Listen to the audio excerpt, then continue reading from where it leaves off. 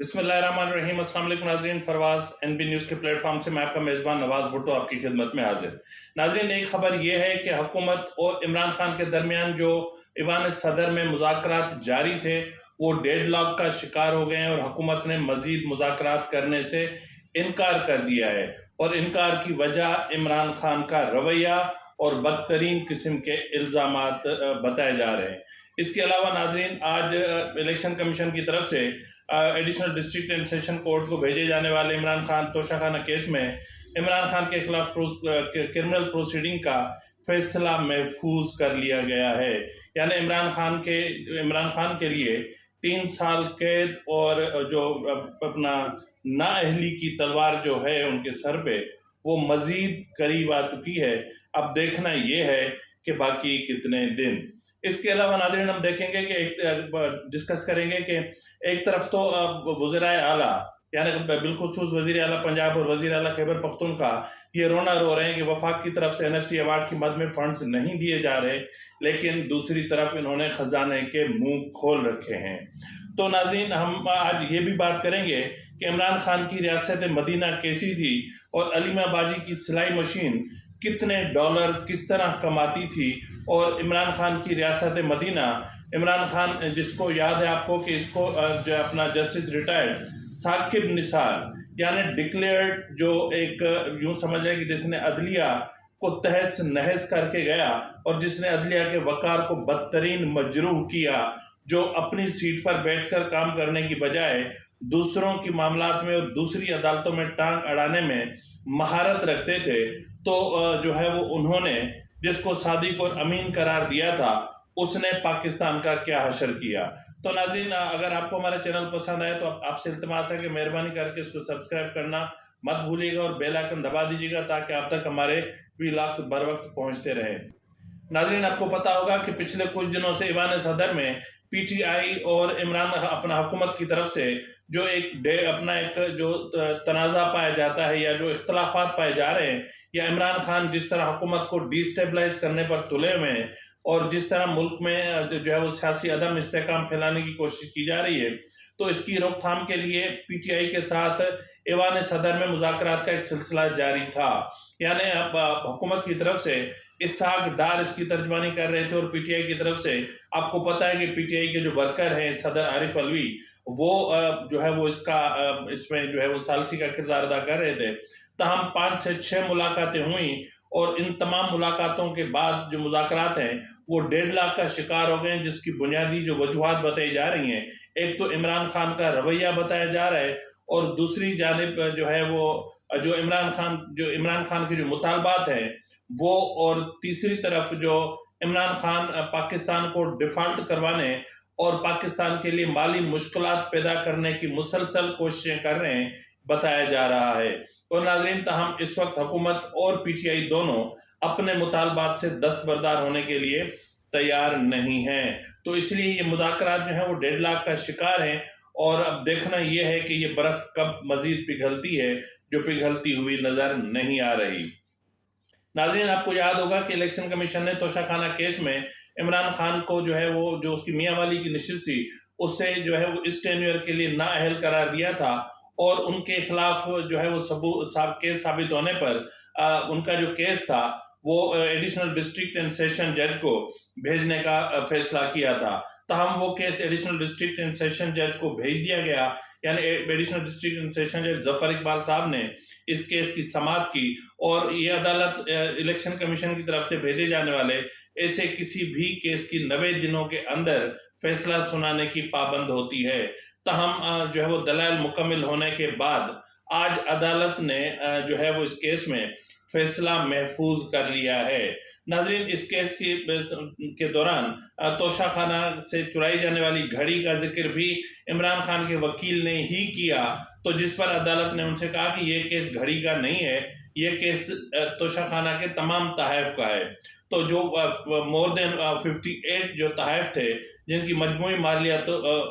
گھڑی سے ہٹ کر جو ہے وہ 259 ملین لگائی جا رہی ہے، تو اس کے علاوہ جو 11 ملین روپے کا جو ٹیکس چھپایا گیا اس کا معاملہ ہے، اور 2019 اور 20 کے جو گوشوارے ہیں وہ بھی غلط جمع کروائے گئے، اور اس سے پہلے جتنے بھی گوشوارے جمع کروائے جاتے رہے عمران خان کی طرف سے وہ تمام گوشوارے غلط ہیں اور ان میں غلط انفارمیشن فراہم کی گئی ہے۔ تو اس پر ناظرین عدالت نے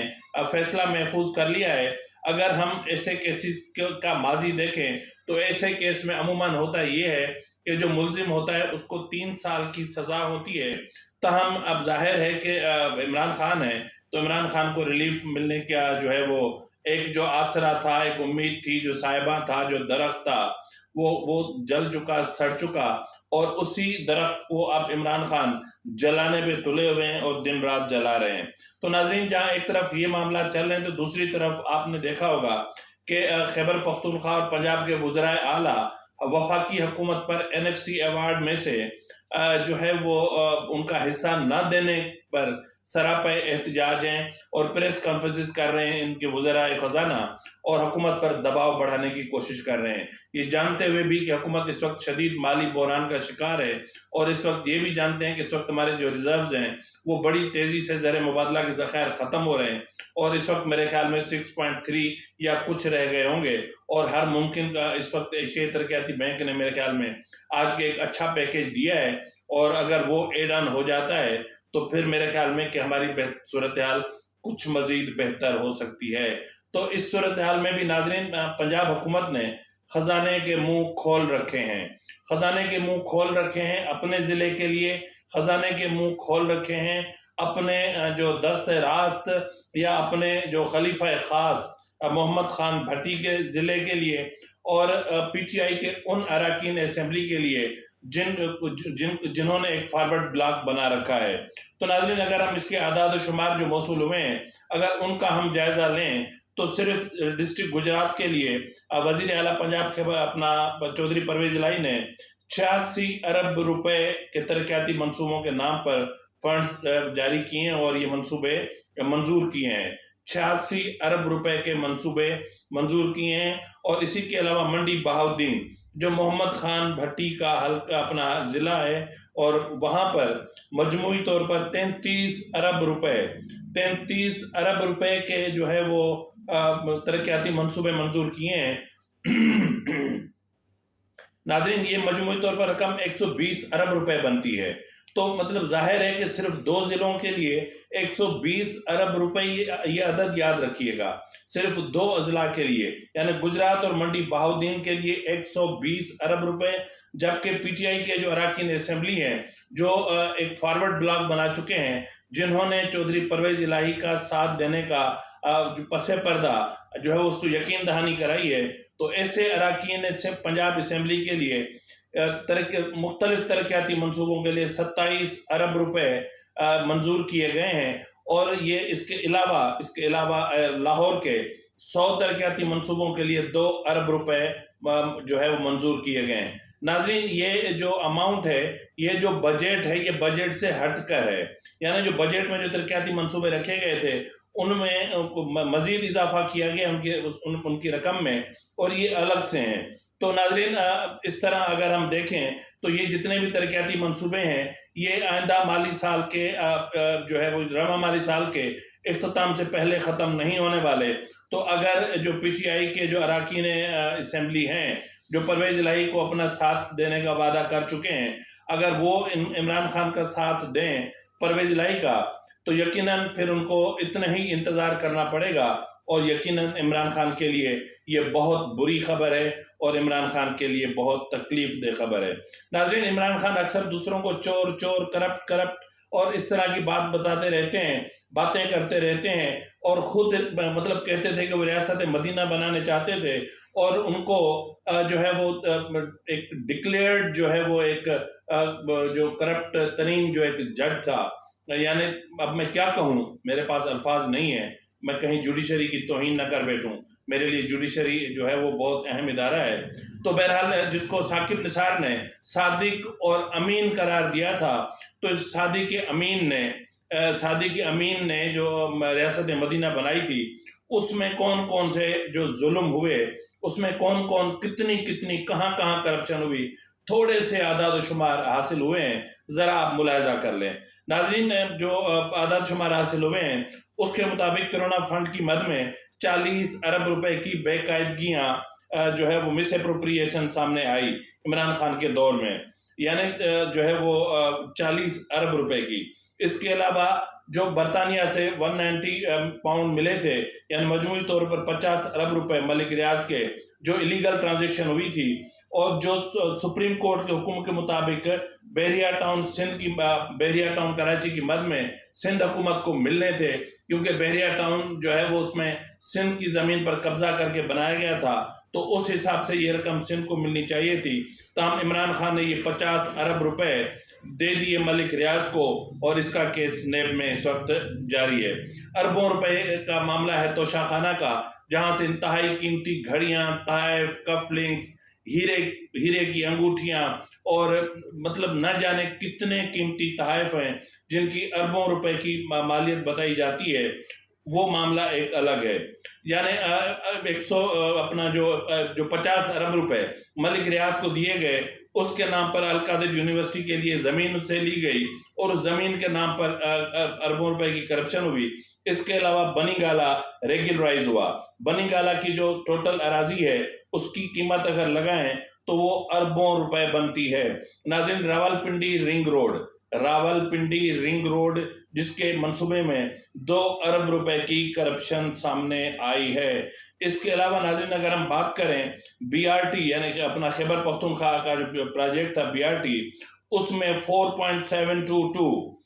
بلین روپے کی مس اپروپریشن ہوئی، یعنی اس منصوبے کو اتنی تاخیر سے شروع کیا گیا کہ اس منصوبے کی ایک تو لاگت میں بہت زیادہ اضافہ ہوا، اور ایسے کانٹریکٹر کو یہ ٹھیکہ دیا گیا جو پنجاب سے منصوبے وقت پر مکمل نہ کرنے پر بلیک لسٹڈ تھا، اور اس نے تہس نہس کر کے منصوبے کو رکھ دیا۔ اور وہ آپ سب کو پتہ ہے کہ BRT پشاور کا کیا حال ہوا، اور اس میں 4.722 ارب روپے کی کرپشن ہوئی۔ ناظرین، اس کے علاوہ آپ نے دیکھا ہوگا کہ بلین ٹری پروجیکٹ میں جو ہے وہ مجموعی طور پر 302 ٹھیکیداروں کو کام دیا گیا، اور جو ہے وہ اس میں انہوں نے مل جل کر مجموعی طور پر الٹے سیدھے آڑے ٹیڑھے ترچھے مجموعی طور پر صرف 250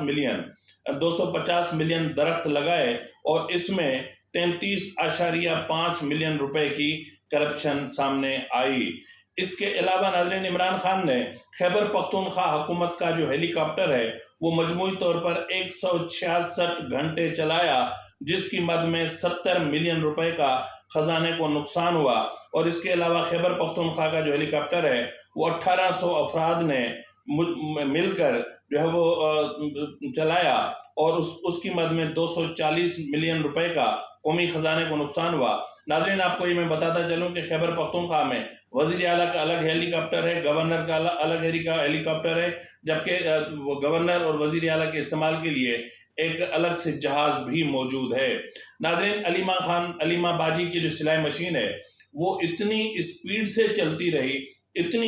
چلتی رہی کہ اس نے دیکھتے ہی دیکھتے جو ہے وہ 3,70,000 ڈالر کما لیے، اور ان 3,70,000 ڈالر سے انہوں نے دبئی میں ایک پراپرٹی خریدی، اور وہ پراپرٹی پھر یہاں جو اپنا اثاثے تھے ان میں ظاہر نہیں کی۔ تاہم جب وہ پراپرٹی سامنے آئی اور سپریم کورٹ میں یہ میٹر گیا تو جرمانے اور ٹیکس سمیت علیمہ باجی کو مجموعی طور پر 29.4 ملین روپے ادا کرنے پڑے۔ ناظرین، یہ آپ کو پتا ہوگا کہ سلائی مشین کتنے پیسے کماتی ہے۔ میرا تو دل کرتا ہے کہ میں 10-15 ایسی سلائی مشینیں لا کر رکھ دوں جو ڈالرز بناتی رہیں۔ اس کے علاوہ ناظرین، آپ کو یاد ہوگا کہ جولائی 2022 میں بشرا بی بی یعنی سابقہ خاتون اول کے بھائی نے دیپال پور میں ایک سرکاری مہنگی اراضی پر قبضہ کیا، اور اس قبضے کی جو مجموعی مالیت تھی وہ تھی 200 ملین روپے۔ 200 ملین روپے کی یہ جو اراضی تھی اس پر قبضہ کیا، اور ان کے بھائی اور دیگر 18 افراد پر جب اینٹی کرپشن نے معاملہ کیس کیا تو چودھری پرویز الہی کی حکومت نے آتے ہی پہلی فرصت میں وہ کیس ختم کر دیا، اور وہ معاملہ ظاہر ہے کہ زمین ان کو مل گئی۔ ناظرین، جنوری 2019 میں آپ کو یاد ہوگا کہ یہ چیز سامنے آئی تھی کہ علیمہ باجی کی سلائی مشین نے مزید کچھ ڈالرز پیدا کیے، اور وہ ڈالرز اس رفتار سے پیدا کیے کہ نیو جرسی امریکہ کی ایک 4 منزلہ عمارت میں علیمہ باجی نے مجموعی طور پر 3 فلیٹ خریدے، یعنی 400 ملین ڈالر کے یا 400 ملین روپے کے 3 فلیٹ نیو جرسی امریکہ میں انہوں نے خریدے، اور یہ بھی جو ہے وہ اثاثوں میں شامل ظاہر نہیں کیے گئے تھے، تاہم مجبور ہو کے انہیں بعد میں ظاہر کرنا پڑا۔ جس طرح ناظرین میں نے اوپر توشہ خانہ کا ذکر کیا، تو مجموعی طور پر توشہ خانہ کے نام پر 2 ارب روپے کی کرپشن کی گئی ہے، اور توشہ خانہ سے جس طرح قیمتی چیزیں اٹھا کے اور وہاں ریپلیکا رکھ دیا گیا، تو اس مد میں 2 ارب روپے جو ہے وہ سامنے آئے ہیں۔ ناظرین آپ کو یاد ہوگا کہ عمران خان کے دست شفقت میں، یا پھر عمران خان نے ثاقب نثار کے دست شفقت میں، یا پھر دونوں نے مل کر ایک ڈیم فنڈ قائم کیا تھا جی، وہ ڈیم بنانے چلے تھے، اور جو ہے وہ یہی ڈیم والا بابا جو کہتا تھا کہ میں نے ڈیم کے اوپر 4 پائی منجی رکھ کے اور ڈانگ لے کے بیٹھاں گا اور میں اس کی خود پہرے داری کروں گا، اور اس پہرے داری کا یہ نتیجہ نکلا کہ 9 ارب روپے کے فنڈز انہوں نے کلیکٹ کیے، اور 9 ارب روپے کے فنڈز کلیکٹ کرنے کے لیے انہوں نے 14 ارب روپے کے اشتہارات، اخبارات اور مختلف چیزوں پر شائع کروائے، مختلف ویب سائٹس پر اور ہر جگہ، یعنی جو اس کی فنڈ ریزنگ کی جو مہم تھی، اس کے لیے 14 ارب روپے خرچ کر کے اور 9 ارب روپے کا فنڈ اکٹھا کیا۔ یہ اپنے آپ میں کمال ہے۔ ناظرین اس سے بڑا کمال جو آپ کو یاد ہوگا کہ گندم اسکینڈل میں ہے، تو 2018-19 میں حکومت نے کہا تھا کہ ہمارے پاس وافر مقدار میں گندم موجود ہے، اس وقت ہمارے پاس بمپر کراپ ہوئی ہے، اور اتنی ہمارے پاس گندم موجود ہے کہ ہم چاہیں بھی تو پورے سال میں یہ گندم ہم خرچ نہیں کر سکتے۔ تو اس کے لیے انہوں نے یعنی 6,50,000 میٹرک ٹن ایک بار اور 40 لاکھ میٹرک ٹن دوسری بار گندم انہوں نے جو ہے وہ برآمد کی، اور اس کے بعد پھر جب یہاں 60 اور 65 روپے کلو ملنے والا آٹا جب 70 اور 80 روپے تک پہنچا، تو پھر ان کو پتا گیا، اور پھر ان عقل کے اندھوں نے 3 لاکھ میٹرک ٹن گندم انتہائی بھاری یعنی انتہائی مہنگے داموں پھر وہ جو ہے وہ امپورٹ کی۔ یعنی حیرت کی بات ہے کہ اپنی گندم سستے داموں ایکسپورٹ کی، اور پھر وہی گندم مہنگے داموں امپورٹ کی، تو اس سے قومی خزانے کو اربوں روپے کا نقصان ہوا۔ ناظرین جب نواز شریف کی حکومت ختم ہوئی تھی تو اس وقت مجموعی طور پر ڈالر کی قیمت 122 روپے تھی، اور جب عمران خان کی حکومت گئی تو اس وقت ڈالر کی مجموعی قیمت 190 روپے تھی، اور پھر موجودہ حکومت کے 6 ماہ کی